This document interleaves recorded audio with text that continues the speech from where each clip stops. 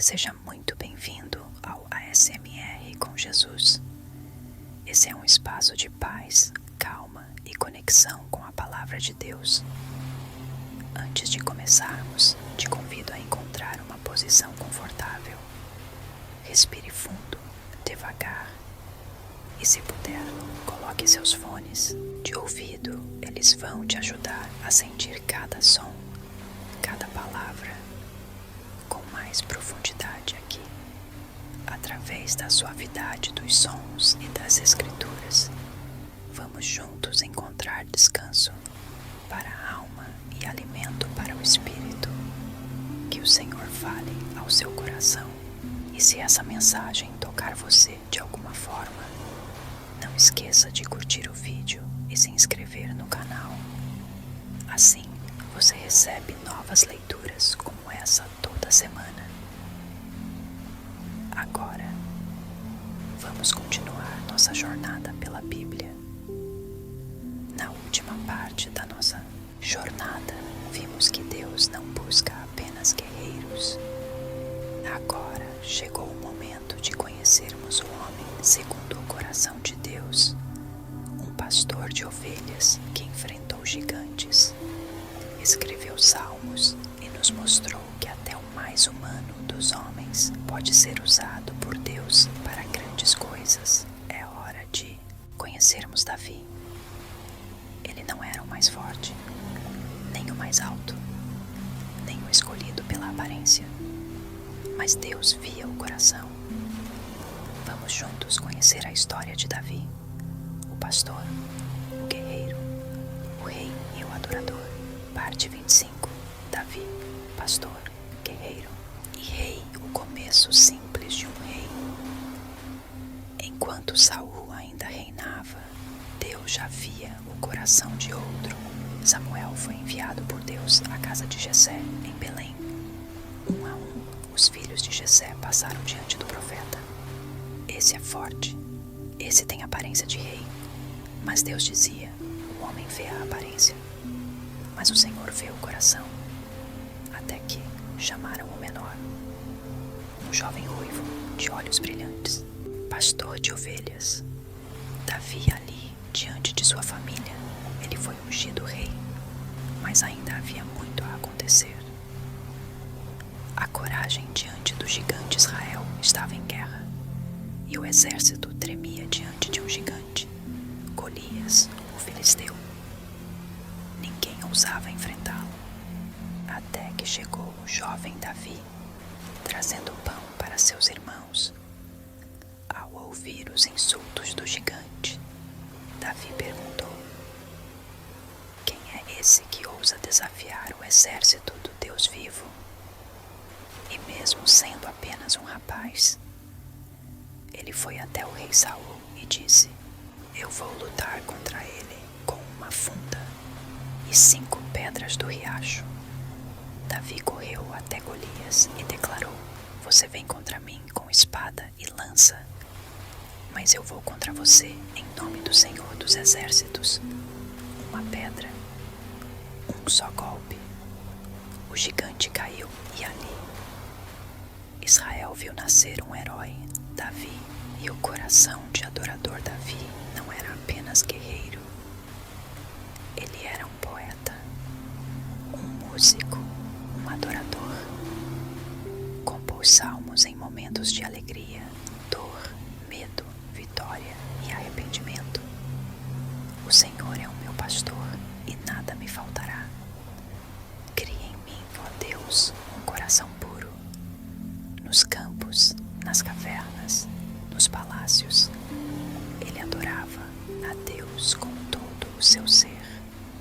Perseguido por Saul, com o sucesso de Davi, veio o ódio de Saul. O rei, agora dominado pela inveja, passou a persegui-lo. Davi fugiu por desertos, morou em cavernas. Foi traído, caçado, humilhado, mas nunca levantou a mão contra Saul. Eu não tocarei no ungido do Senhor. Ele teve várias oportunidades, mas escolheu a honra e a fé. Finalmente, rei após a morte de Saul, o povo clamou por Davi como rei, primeiro sobre Judá, depois sobre todo Israel. Jerusalém foi conquistada. O reino se estabeleceu. De pastor a rei, mas ainda assim, humano, o pecado e o arrependimento. Mesmo com o coração voltado para Deus, Davi caiu.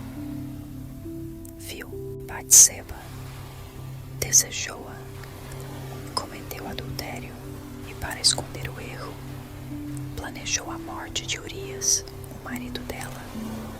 Mas Deus enviou o profeta Natã. Você é o homem, disse o profeta, após contar uma parábola.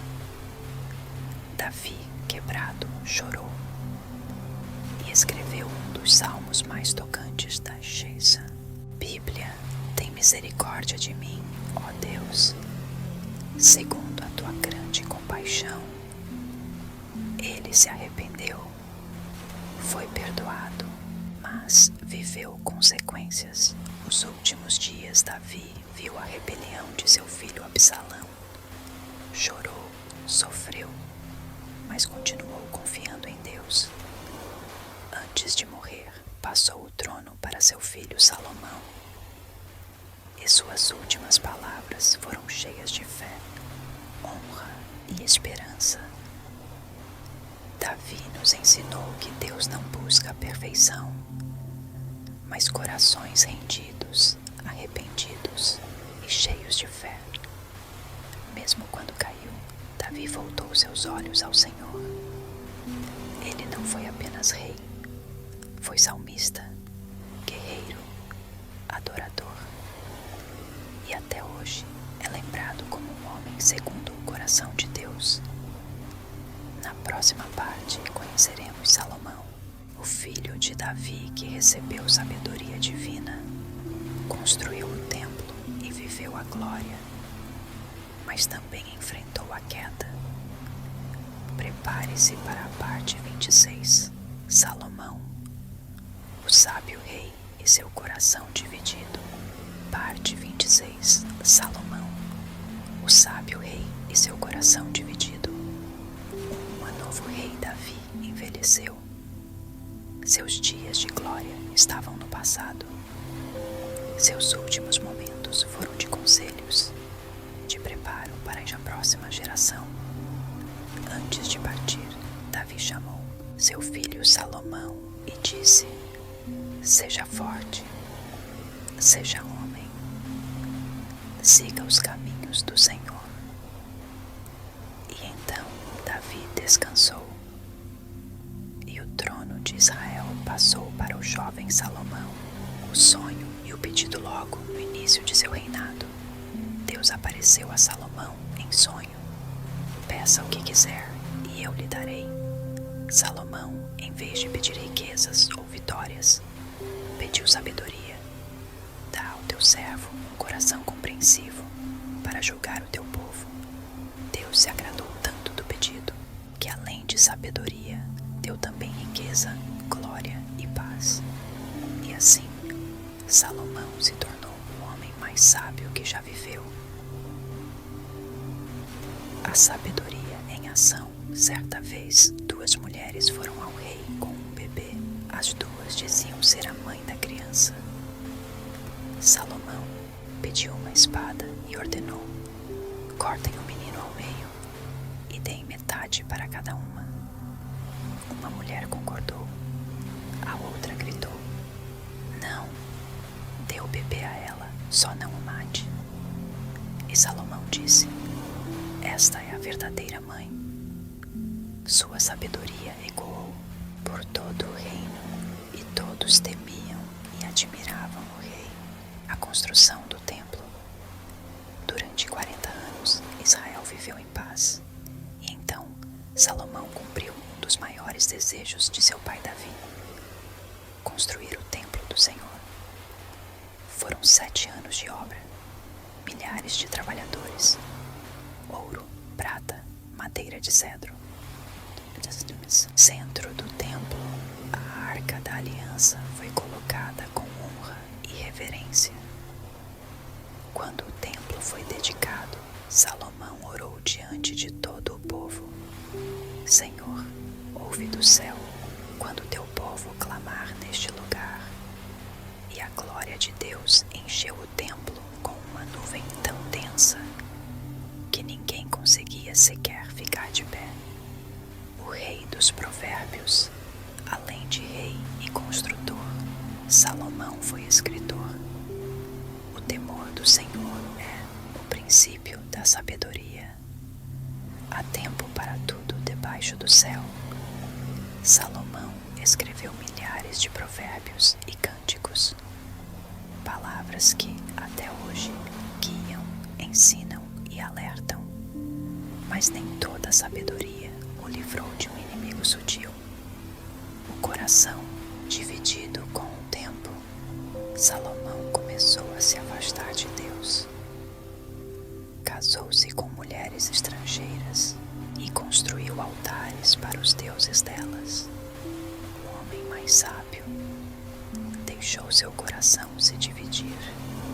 Salomão já não seguia plenamente o Senhor. E Deus, triste com essa escolha, disse: por causa disso, rasgarei teu reino. Ainda assim, por amor a Davi, Deus prometeu que isso só aconteceria após a morte de Salomão. O fim de um reinado. Salomão morreu após 40 anos de reinado. Deixou um legado de sabedoria, glória e aprendizado, mas também um alerta profundo. De tudo o que se tem ouvido, a conclusão é: teme a Deus e guarda os seus mandamentos, porque isso é o dever de todo homem. Salomão nos ensina que a sabedoria é um presente, mas o coração é uma escolha diária. Mesmo sendo o homem mais sábio, ele mostrou que até a mente mais brilhante pode tropeçar quando o coração se afasta do Criador. Na próxima parte, veremos a queda do Reino Unido, a divisão entre o norte e o sul, o surgimento de dois dos profetas mais impactantes da Bíblia, Elias e Eliseu. Prepare-se para a parte 27, Elias, o profeta do fogo e o Deus que responde. Parte 27, Elias, o profeta do fogo e o Deus que responde. O reino dividido e a corrupção. Após a morte de Salomão, o reino de Israel se dividiu. 10 tribos formaram o reino do norte, chamado Israel. As 2 tribos restantes formaram o reino do sul, chamado Judá. Mas no reino do norte, os reis se afastaram de Deus. Idolatria, injustiça, corrupção. E então surgiu um dos reis mais perversos de todos, Acabe, casado com Jezabel, uma mulher cruel e manipuladora, que trouxe a adoração a deuses pagãos como Baal e Aserá. Foi nesse cenário sombrio que Deus levantou um homem simples, mas cheio do Espírito Santo. Seu nome era Elias, a seca profetizada. Tão certo como vive o Senhor, não cairá orvalho nem chuva nesta terra, a não ser por minha palavra. Com essa declaração, Elias apareceu diante de Acabe, sem exército, sem guarda-costas, sem medo. Depois disso, Deus mandou Elias se esconder no deserto. Lá foi alimentado por corvos que traziam pão e carne, e bebia da água de um riacho.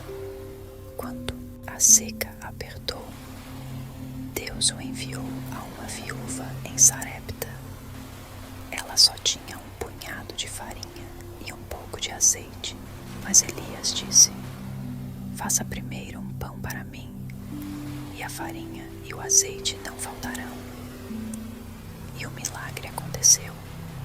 A provisão durou todos os dias da seca. O filho morto e a vida restaurada, mas um dia o filho da viúva adoeceu e morreu. Ela chorou e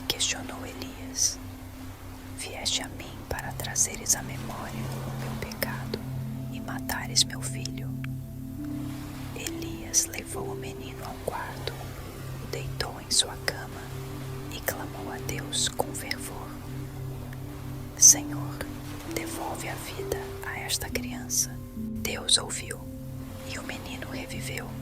Foi o primeiro milagre de ressurreição registrado nas Escrituras. O confronto no Monte Carmelo. Após 3 anos de seca, Deus mandou Elias se apresentar novamente a Acabe. E Elias propôs um desafio: reúnam os profetas de Baal no Monte Carmelo. Façam 2 altares, um para Baal e um para o Senhor. Aquele que responder com fogo, esse é o verdadeiro Deus. 450 profetas de Baal gritaram, dançaram, se cortaram, mas nenhum fogo desceu. Elias então reconstruiu o altar do Senhor, molhou tudo com água 3 vezes e orou: Senhor, responde-me, para que este povo saiba que Tu és Deus. E então o fogo caiu do céu, consumiu o sacrifício, as pedras, a água, tudo. O povo caiu com o rosto em terra. Só o Senhor é Deus. Só o Senhor é Deus. A chuva que voltou depois do fogo. Veio a chuva. Elias orou 7 vezes no alto do monte, até que seu servo viu uma nuvem pequena no horizonte. Logo o céu se encheu, os trovões rugiram e a chuva finalmente caiu sobre Israel. Fugindo de Jezabel, mas nem todos se alegraram. Quando Jezabel soube do que Elias havia feito, ela jurou matá-lo. Elias, cansado e com medo, fugiu para o deserto. Lá ele orou: Senhor, tira a minha vida.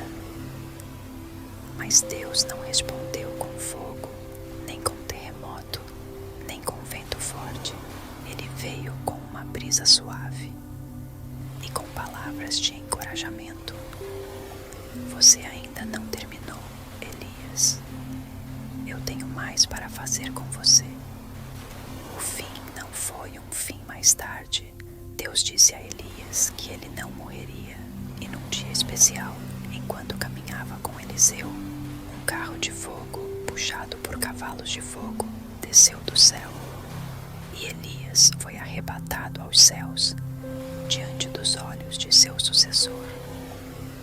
Elias foi um profeta do fogo, mas também da brisa. Um homem ousado e humano. Foi através dele que Deus mostrou que a verdadeira força não está no número, mas na fé. Na próxima parte, conheceremos Eliseu, aquele que recebeu porção dobrada do espírito de Elias e que realizou milagres ainda mais surpreendentes. Prepare-se para a parte 28, Eliseu, o profeta dos milagres e da esperança. Parte 28, Eliseu, o profeta dos milagres e da esperança. O manto de Elias. Quando Elias foi levado aos céus, seu manto caiu. E quem o pegou foi Eliseu, seu fiel discípulo. Ele não era apenas um seguidor. Era alguém que acreditava de todo o coração no Deus de Elias. Tanto que antes de Elias partir, Eliseu pediu: quero porção dobrada do teu espírito sobre mim. E Deus atendeu. Logo ao voltar, Eliseu se deparou com o rio Jordão. Pegou o manto de Elias e bateu nas águas, dizendo: onde está o Senhor, o Deus de Elias? As águas se abriram e o povo viu. Deus estava agora com Eliseu. As águas amargas curadas. A primeira missão de Eliseu foi em Jericó. A cidade era bonita, mas a água era ruim e as plantações morriam. Eliseu pediu um prato com sal, jogou na nascente e declarou: assim diz o Senhor, curei estas águas, nunca mais jamais causarão morte ou esterilidade. E até hoje, aquelas águas continuam puras. A zombaria e os ursos Episódio curioso e sério aconteceu quando Eliseu subia a caminho de Betel. Alguns jovens zombaram dele, dizendo: "Sobe, careca, sobe." Eliseu os repreendeu. E 2 ursas saíram da floresta e atacaram os zombadores. Era um sinal. O chamado de Deus não era motivo de riso. Milagre do azeite. Uma viúva desesperada o procurou. Seus credores queriam levar seus 2 filhos como escravos. Tudo o que ela tinha era um pouquinho de azeite. Eliseu disse: "Vá, peça vasos vazios a todos os vizinhos." Muitos. Ela obedeceu. Entrou em casa com os filhos, fechou a porta e começou a encher os vasos. O azeite não parava. Só quando não havia mais nenhum vaso, ele cessou. Ela vendeu o azeite, pagou suas dívidas e ainda viveu do que sobrou. Deus não apenas supriu, ele fez sobrar. O filho da sunamita Uma, mulher de Sunem, construiu um quarto para Eliseu em sua casa. Como gratidão, ele profetizou que ela teria um filho, mesmo sendo estéril. O menino nasceu, mas anos depois, adoeceu e morreu nos braços da mãe. Ela correu até Eliseu: "Meu filho morreu, mas eu não aceitei sua morte." Eliseu orou, deitou-se sobre o menino, clamou com fervor, e o menino reviveu. Mais uma vez, Deus mostrou que a morte não tem a última palavra. A morte na panela. Durante um tempo de fome, os discípulos de Eliseu fizeram uma sopa, mas sem saber, colocaram uma planta venenosa. Todos perceberam: homem de Deus. A morte na panela. Eliseu jogou um pouco de farinha e o alimento foi purificado. Multiplicação dos pães. Outro dia, alguém trouxe a Eliseu 20 pães de cevada. Eram poucos para os 100 homens famintos. Mas Eliseu disse: "Dai ao povo, pois assim diz o Senhor: comerão e ainda sobrará." E assim foi. Multiplicação.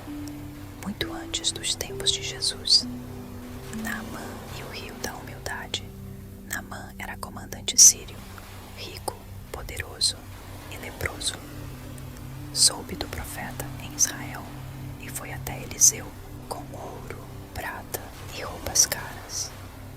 Mas Eliseu nem saiu de casa. Mandou um recado: "Lava-te 7 vezes no rio Jordão e serás curado." Naamã ficou ofendido. Achei que ele viria até mim, invocaria seu Deus e me tocaria, mas seus servos disseram: "Se ele pedisse algo difícil, você faria. Por que não fazer o simples?" Naamã mergulhou 1, 2, 7 vezes e sua pele ficou limpa como a de uma criança. Naamã voltou, agora curado no corpo e na alma. "Agora sei que não há Deus em toda a terra, senão em Israel." O exército invisível. Certa manhã, o servo de Eliseu viu que estavam cercados por um exército inimigo. Entrou em pânico, mas Eliseu orou: "Senhor, abre os olhos dele para que veja." E então, o moço viu carros e cavalos de fogo cercando os inimigos. O exército celestial já estava ali o tempo todo. A morte de Eliseu e um último milagre mesmo doente. Eliseu continuava sendo procurado por reis e líderes, e após sua morte, ele foi sepultado. Mas um tempo depois, jogaram um homem morto na cova de Eliseu. E ao tocar nos ossos do profeta, o homem reviveu. Mesmo morto, Eliseu ainda realizava milagres. seu legado era eterno. Eliseu mostrou que Deus não age só com o fogo do céu, mas também na multiplicação do pão, na cura silenciosa, na água que purifica e na esperança que ressuscita. Mas agora vamos nos encontrar com um homem que viveu não milagres, mas dor, perda, questionamentos e mesmo assim nunca perdeu sua fé. Prepare-se para a parte 29. Jó, a fé que resiste à dor. Parte 29. Jó, a fé que resiste à dor. Um homem justo. No meio das terras de Uz havia um homem chamado Jó.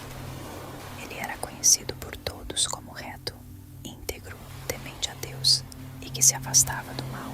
Era rico, muito rico. Tinha 7 filhos, 3 filhas, milhares de animais, muitos servos. Mas o que o tornava especial não era sua riqueza, era sua fé, sua reverência e sua constante preocupação com a santidade de sua família. Sempre que seus filhos faziam banquetes, Jó oferecia sacrifícios a Deus, dizendo: talvez tenham pecado em seus corações. Ele se preocupava com o invisível, com o íntimo, com a alma. A reunião celestial certo dia, os filhos de Deus vieram se apresentar diante do Senhor. E junto com eles veio Satanás. Deus perguntou: de onde vens? E ele respondeu: de rodear a terra e passear por ela. Então Deus disse: observaste meu servo Jó, homem íntegro, justo, temente a Deus e que se desvia do mal. Satanás retrucou: mas será que Jó teme a Deus de graça? Não cercaste ele de proteção, abençoaste tudo o que tem. Toca em tudo o que possui e verás. Ele te amaldiçoará na tua face. E o Senhor respondeu: tudo o que ele tem está em tuas mãos, mas não toque na vida dele. E assim a provação começou. Perdas inimagináveis em um único dia. Mensageiros vieram, um após o outro, com notícias terríveis. Os bois e jumentos foram roubados. Os servos foram mortos. O fogo caiu do céu e queimou as ovelhas. Os caldeus atacaram os camelos. E um vento forte derrubou a casa onde seus filhos estavam. Todos morreram. Jó, rasgando suas vestes, prostrado ao chão, disse: no saí do ventre de minha mãe e nu voltarei. O Senhor o deu, o Senhor o tomou. Bendito seja o nome do Senhor. Agora a saúde. Mais uma vez houve uma reunião celestial. Satanás veio e Deus novamente exaltou Jó. Íntegro, justo e ainda mantém sua fidelidade, mesmo sem motivo. Satanás disse: pele por pele, toca nos ossos e na carne, e verás. Deus respondeu: ele está em tuas mãos, mas poupa-lhe a vida. Então, feridas horríveis cobriram o corpo de Jó. Ele se coçava com pedaços de caco, sentado sobre cinzas. Sua esposa, vendo tudo aquilo, disse: ainda mantens tua integridade, amaldiçoa a Deus e morre. Mas Jó respondeu: falas como uma louca. Receberemos de Deus o bem e não também o mal. Os amigos e o silêncio 3 amigos vieram visitá-lo. Elifaz, Bildade e Zofar. Ao vê-lo, nem o reconheceram. Choraram, rasgaram suas roupas e ficaram 7 dias em silêncio ao seu lado. Foi ali que começou uma longa conversa. Eles diziam: você deve ter pecado. Deus não faz isso com os justos. Mas Jó insistia: não pequei, mas continuo confiando. O Deus que responde depois de muito debate. Deus respondeu a Jó, mas não com explicações, e sim com perguntas. Onde estavas tu quando lancei os fundamentos da terra? Quem lhe deu limites? Onde se encontra o caminho da luz? Foste tu que fizeste nascer o mar. Jó ficou em silêncio. Antes eu te conhecia só de ouvir, mas agora meus olhos te veem. Ele se humilhou, se rendeu e adorou. Restauração e glória. E então, Deus restaurou a sorte de Jó. Deu a ele o dobro de tudo o que tinha. Filhos e filhas nasceram novamente, e suas filhas eram as mais belas da terra, e receberam herança junto com os irmãos. Algo raro naqueles tempos. Jó viveu mais 140 anos, viu seus filhos e os filhos de seus filhos, e morreu velho e farto de dias. A história de Jó nos mostra que Deus não nos abandona no meio da dor, mesmo sem entender tudo, mesmo em silêncio. Ele está perto, sempre está. E agora saímos das cinzas de Uz para as visões de um novo tempo. Prepare-se para a parte 30.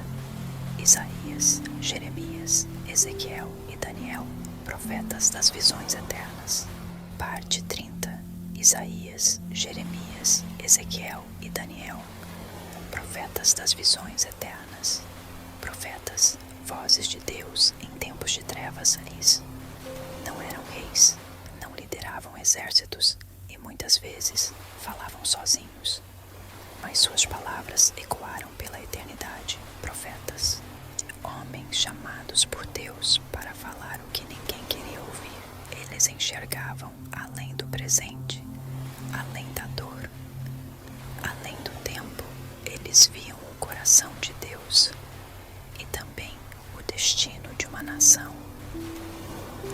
Hoje vamos mergulhar nas histórias de 4 grandes profetas: Isaías, Jeremias, Ezequiel e Daniel.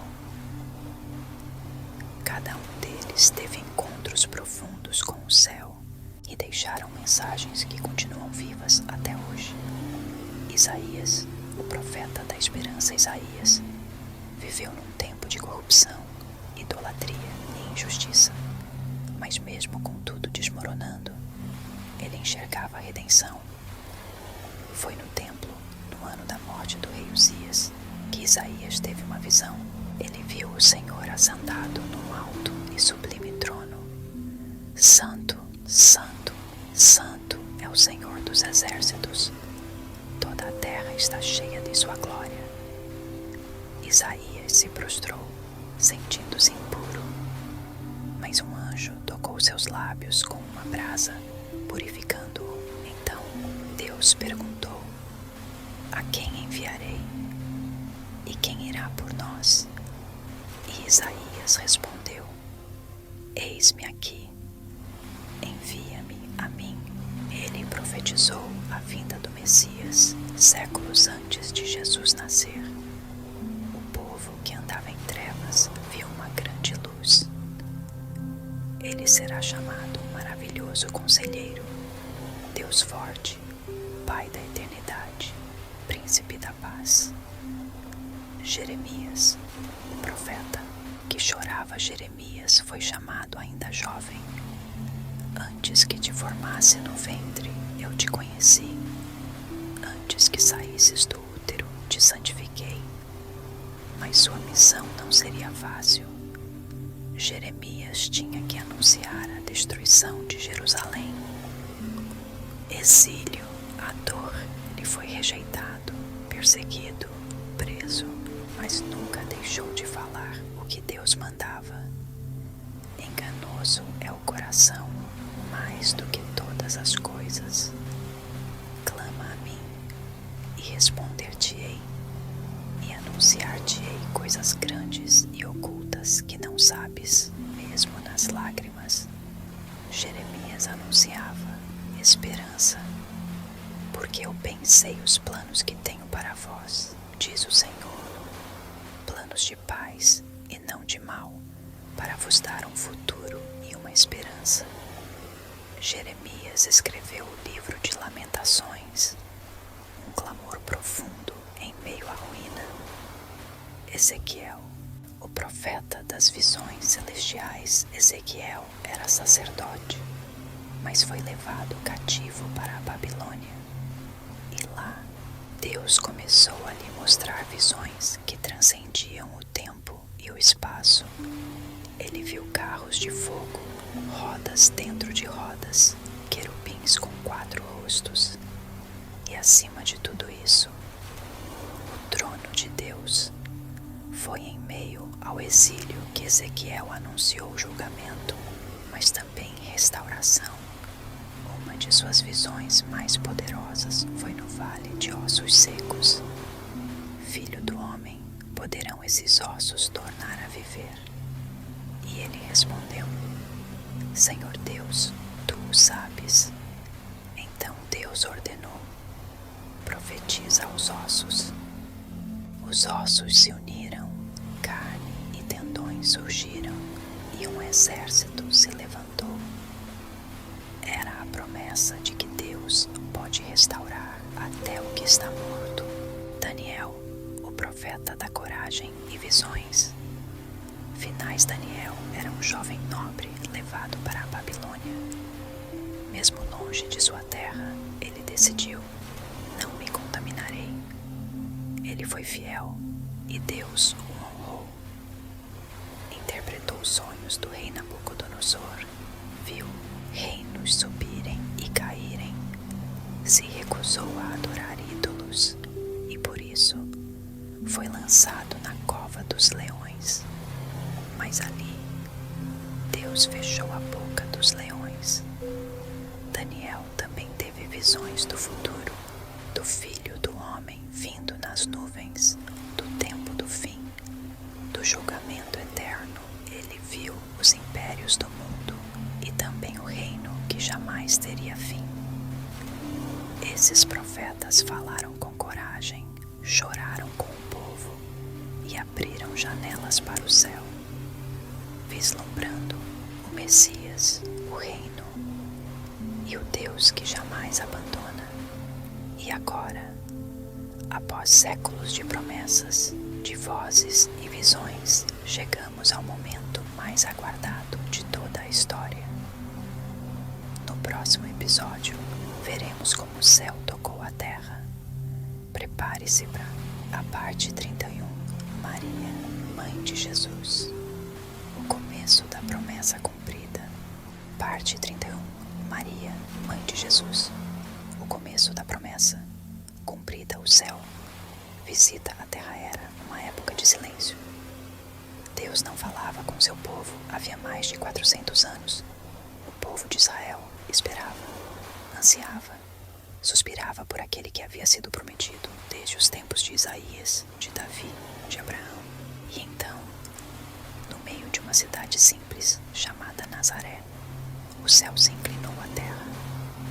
Ali vivia uma jovem. Não era rainha, nem rica, nem famosa. Seu nome era Maria. A visita do anjo Gabriel, numa tarde comum, algo extraordinário aconteceu. Apareceu-lhe o anjo Gabriel e disse: alegra-te, muito favorecida, o Senhor é contigo. Maria se assustou, mas o anjo a tranquilizou. Não temas, Maria, pois achaste graça diante de Deus. E eis que conceberás e darás à luz um filho, a quem chamarás Jesus. Ele será grande e será chamado Filho do Altíssimo, e o seu reino não terá fim. Maria, com humildade, respondeu: eis aqui a serva do Senhor, que se cumpra em mim conforme a tua palavra. A promessa cresce no silêncio. Maria, grávida pelo poder do Espírito Santo, visitou sua prima Isabel. Ao vê-la, Isabel exclamou: bendita és tu entre as mulheres, e bendito é o fruto do teu ventre. E ali, cheia do Espírito, Maria cantou um dos louvores mais belos da história. Minha alma engrandece ao Senhor, e meu espírito se alegra em Deus, meu Salvador. Mesmo tão jovem, ela entendia, estava carregando a esperança do mundo, um nascimento que mudaria a história. Mas o nascimento do Messias não viria em palácios. Maria e José viajaram até Belém e não encontraram lugar em nenhuma hospedaria. Então, numa estrebaria simples, entre palhas, animais e o frio da noite, deu à luz o seu filho primogênito, envolveu-o em faixas e o colocou numa manjedoura. Naquela noite silenciosa, o Criador foi carregado nos braços de uma menina, e nos céus, anjos cantavam: glória a Deus nas alturas e paz na terra aos homens a quem Ele quer bem. Pastores e sinais, pastores que cuidavam de seus rebanhos nas montanhas, foram surpreendidos por uma luz. Um anjo anunciou: hoje vos nasceu na cidade de Davi o Salvador, que é Cristo, o Senhor. Eles correram e encontraram Maria, José e o bebê. Contaram tudo o que o anjo lhes dissera. E Maria guardava todas aquelas palavras em seu coração. Uma mãe silenciosa e firme Maria acompanhou cada passo de Jesus, desde a infância até o primeiro milagre em Caná, quando disse aos servos: fazei tudo o que ele vos disser. Ela estava presente quando ele foi rejeitado e também quando a cruz foi erguida. E ali, aos pés da cruz, o coração de Maria foi atravessado por uma dor que nenhuma mãe deveria sentir. Mas mesmo assim, ela permaneceu, e 3 dias depois, ela viu o impossível acontecer. Maria foi escolhida para carregar a esperança e entregou ao mundo o Salvador. Mas agora, vamos conhecer aquele que preparou o caminho, o homem cuja voz ecoava no deserto, chamando todos ao arrependimento. Prepare-se para a parte 32, João Batista, a voz que clama no deserto. Deseja que eu siga agora com a parte 32. Parte 32, João Batista, a voz que clama no deserto. Uma voz em meio ao silêncio, depois de séculos sem ouvir a voz de um profeta. Deus levantou um homem diferente de todos os outros. Ele não morava em palácios, não usava roupas finas, e sua alimentação, gafanhotos e mel silvestre. Seu nome era João, e seu chamado era poderoso. Preparai o caminho do Senhor, endireitai as suas veredas. O profeta queimava por dentro. João Batista vivia no deserto, mas sua voz alcançava multidões. As pessoas vinham de Jerusalém, de toda a Judéia, só para ouvi-lo. Ele não poupava palavras. Raça de víboras, quem vos ensinou a fugir da ira que há de vir? Produzi frutos dignos de arrependimento, homens, mulheres, soldados, cobradores de impostos. Todos se quebrantavam diante daquela voz que ecoava. Com autoridade, ele não oferecia conforto, oferecia verdade. E com isso, milhares desciam as águas do Rio Jordão para serem batizados. O dia em que o céu se abriu, mas então algo aconteceu. Um homem simples entrou no Jordão. João o reconheceu. Era seu primo, mas também era o Messias. Eu é que preciso ser batizado por ti, e tu vens a mim, disse João, surpreso. Jesus respondeu com mansidão: deixe assim por enquanto, pois nos convém cumprir toda a justiça. João o batizou, e naquele momento os céus se abriram. O Espírito Santo desceu como uma pomba, e uma voz do céu disse: este é o meu Filho amado, em quem me agrado. Ali, diante de todos, o Filho de Deus foi revelado, humildade, até o fim mesmo sendo tão importante. João nunca quis glória para si. É necessário que ele cresça e que eu diminua. Ele sabia seu papel, preparar o caminho, não ser o caminho. Mas nem todos aceitavam suas palavras duras. João denunciou o pecado do rei Herodes e por isso foi preso. Mesmo na prisão, sua fé balançou, mas Jesus lhe mandou dizer: os cegos veem, os coxos andam, os mortos são ressuscitados, e bem-aventurado é aquele que não se escandaliza em mim. João compreendeu. Seu tempo havia se cumprido, e ali, naquela cela escura, o maior dos profetas terminou sua missão com honra. Jesus mesmo disse: entre os nascidos de mulher, não surgiu ninguém maior do que João Batista. João Batista preparou o caminho, mas agora chegou a hora de conhecer aquele por quem ele preparou tudo, o Cordeiro de Deus, o Filho do Altíssimo, aquele que mudaria a história para sempre. Na próxima parte, mergulharemos na vida, nos milagres, nas palavras e no sacrifício de Jesus Cristo. Prepare-se para a parte 33, Jesus Cristo, a vida, o amor e a cruz. Parte 33, Jesus Cristo, a vida, o amor e a cruz. O Verbo se fez carne desde o princípio. Ele estava com Deus. Ele era Deus. Através dele, tudo foi criado. Mas um dia, o Verbo se fez carne e habitou entre nós, cheio de graça e verdade. Jesus nasceu de forma humilde, viveu de forma simples, mas sua vida carregava um propósito eterno: a infância do Salvador.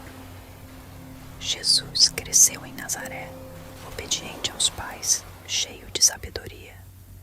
Aos 12 anos, já conversava com os doutores no templo, deixando todos maravilhados com sua compreensão. Porque me procuravam? Não sabiam que devo tratar dos assuntos de meu pai.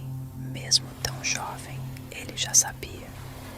Veio com uma missão: o chamado dos discípulos.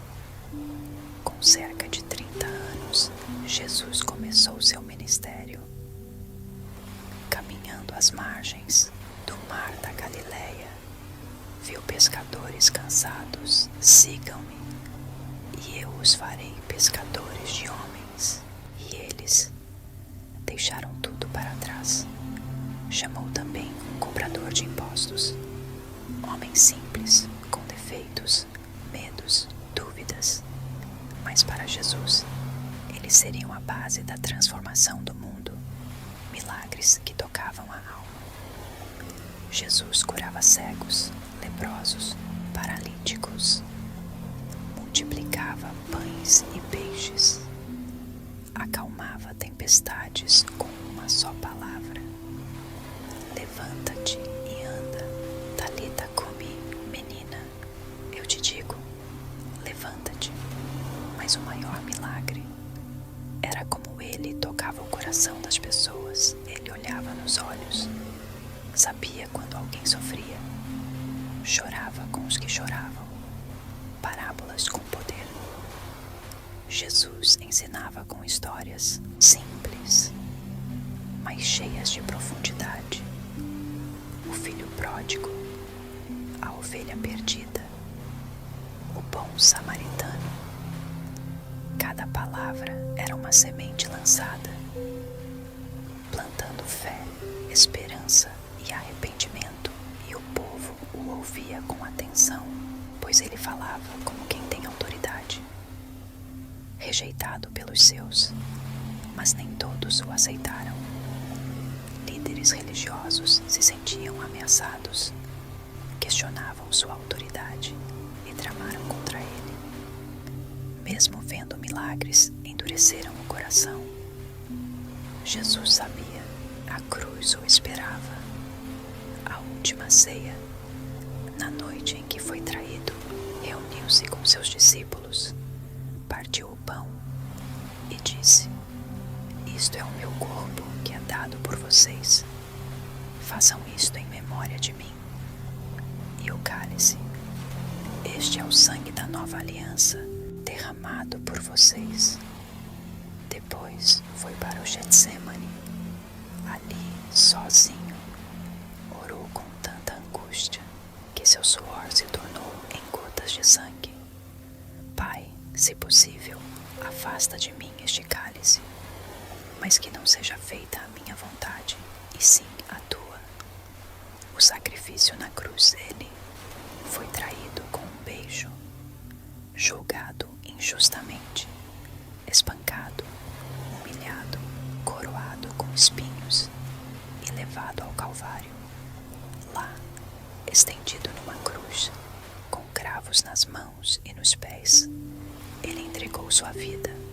"Pai, perdoa-lhes. Eles não sabem o que fazem. Está consumado." Naquele momento, o véu do templo se rasgou, a terra tremeu, o céu se escureceu, o cordeiro havia sido sacrificado, a vitória sobre a morte. Mas a morte não venceu. No terceiro dia, a pedra foi removida. "Porque vocês procuram entre os mortos aquele que vive. Ele ressuscitou." Jesus apareceu aos seus discípulos, mostrou as marcas, andou com eles, comeu com eles e, antes de subir aos céus, disse: "Ide por todo o mundo, pregai o Evangelho a toda criatura." A vida de Jesus foi o cumprimento de todas as promessas. Sua morte nos deu perdão. Sua ressurreição nos deu vida eterna. Mas a história não termina aqui. Aqueles que andaram com ele foram transformados de discípulos comuns em líderes corajosos. Prepare-se para a parte 34. Pedro, o homem que caiu e foi restaurado. Parte 34. Pedro, o homem que caiu e foi restaurado. Um homem como nós, Pedro, um pescador simples da Galileia. Impulsivo, apaixonado, cheio de coragem, mas também cheio de medos. Jesus olhou para ele e disse: "Simão, filho de João, você será chamado Pedro, a pedra." A partir daquele momento, sua vida nunca mais seria a mesma. Pedro deixou tudo para seguir Jesus. Deixou os barcos, as redes, a vida que conhecia e passou a andar com o Mestre. Fé que anda sobre as águas, certa, fez numa madrugada com ventos fortes. Jesus apareceu andando sobre o mar. Todos ficaram apavorados, mas Pedro disse: "Senhor, se és tu, manda-me ir até ti." E Jesus respondeu: "Venha." Pedro pisou fora do barco e por alguns passos andou sobre as águas, mas quando olhou para o vento, teve medo e começou a afundar. "Senhor, salva-me." Jesus o segurou. Homem de pequena fé, por que duvidou? O primeiro a confessar, o primeiro a negar, Pedro foi o primeiro a declarar: "Tu és o Cristo, o Filho do Deus vivo." mas também foi o primeiro a prometer que nunca abandonaria Jesus. Ainda que todos te abandonem, eu nunca. Naquela mesma noite, quando Jesus foi preso, Pedro o seguiu de longe. Ao redor de uma fogueira, uma criada o reconheceu. Você também estava com ele? Pedro respondeu: eu não conheço esse homem. E negou 1, 2, 3 vezes. O galo cantou. Jesus o olhou. Pedro caiu em si e chorou amargamente o perdão e a restauração. Após a ressurreição, Jesus apareceu aos discípulos e num reencontro à beira-mar fez algo especial. Pedro, tu me amas? Pedro respondeu: sim, Senhor, tu sabes que te amo. Jesus repetiu a pergunta 3 vezes, uma para cada negação, e então disse: apacenta minhas ovelhas. Pedro não só foi perdoado, foi restaurado e chamado novamente para liderar. O corajoso líder da igreja. Em Pentecostes, o Espírito Santo desceu com poder, e quem se levantou para pregar diante de milhares? Pedro, o mesmo que havia negado com medo, agora proclamava com ousadia: este Jesus que vocês crucificaram, Deus o fez Senhor e Cristo. 3.000 pessoas se converteram naquele dia. Pedro passou a curar enfermos, libertar oprimidos e enfrentar prisões com fé inabalável. Mesmo sendo ameaçado, ele dizia: importa obedecer a Deus antes que aos homens. Homens, uma vida dedicada até o fim. Pedro viveu para servir a Jesus e morreu como mártir, crucificado por causa da fé. Mas ele pediu: não sou digno de morrer como meu Senhor. Crucifiquem-me de cabeça para baixo. Pedro nos mostra que até os mais falhos podem ser transformados em colunas da fé. Seu amor por Jesus venceu o medo e seu arrependimento se tornou um novo começo. Na próxima parte, vamos acompanhar uma mulher transformada pelo amor de Cristo, uma das primeiras testemunhas da ressurreição. Prepare-se para a parte 35, Maria Madalena. Da escuridão à luz da ressurreição. Parte 35, Maria Madalena. Da escuridão à luz da ressurreição. O passado que Jesus não ignorou. Maria era de uma cidade chamada Magdala. Seu passado era marcado por sofrimento. Ela estava presa por dentro, oprimida espiritualmente. A Bíblia diz que Jesus expulsou dela 7 demônios. 7. Imaginem a escuridão, o tormento e depois a liberdade. Mas Jesus não a viu com olhos de condenação. Ele a viu com compaixão e deu a ela um novo começo. Maria Madalena foi transformada e a partir daquele momento ela passou a segui-lo com amor e fidelidade. Uma mulher, sempre presente, ela estava lá. Enquanto muitos homens fugiam por medo, Maria Madalena permaneceu. Ela viu Jesus ser preso, viu quando foi levado aos açoites, estava de pé aos pés da cruz. Enquanto o Salvador sofria, ela chorava, mas não se afastava. Enquanto os soldados zombavam, Maria se mantinha firme. Ela acompanhou o sepultamento. E no primeiro dia da semana, bem cedo, foi até o túmulo com especiarias para cuidar do corpo daquele que tanto a amou. O primeiro encontro após a ressurreição. Mas ao chegar lá, a pedra estava removida, o túmulo vazio. Maria correu chorando, pensando que tinham levado o corpo do Senhor. Mas então, alguém se aproximou e perguntou: Mulher, por que choras? Ela pensou que fosse o jardineiro. Senhor, se o levaste, diga-me onde o puseste, e eu o levarei. E então aquela voz, Maria. Ela reconheceu. Era Jesus, vivo, ressuscitado. Mestre, ela exclamou com lágrimas e alegria. Jesus havia escolhido Maria Madalena para ser a primeira testemunha da ressurreição. Ele poderia ter aparecido a Pedro, a João, mas escolheu Maria, aquela que muitos desprezavam. A primeira mensageira da esperança. Jesus deu a ela uma missão. Vá e diga aos meus irmãos que eu estou vivo. E ela obedeceu, correu, anunciou, proclamou: Eu vi o Senhor. Maria Madalena, a mulher que passou da escuridão à luz, da dor ao propósito, da vergonha ao chamado. Maria Madalena nos ensina que ninguém está fora do alcance do amor de Deus, que a maior vergonha pode ser substituída pela maior honra e que Jesus vê o valor onde o mundo só enxerga o passado.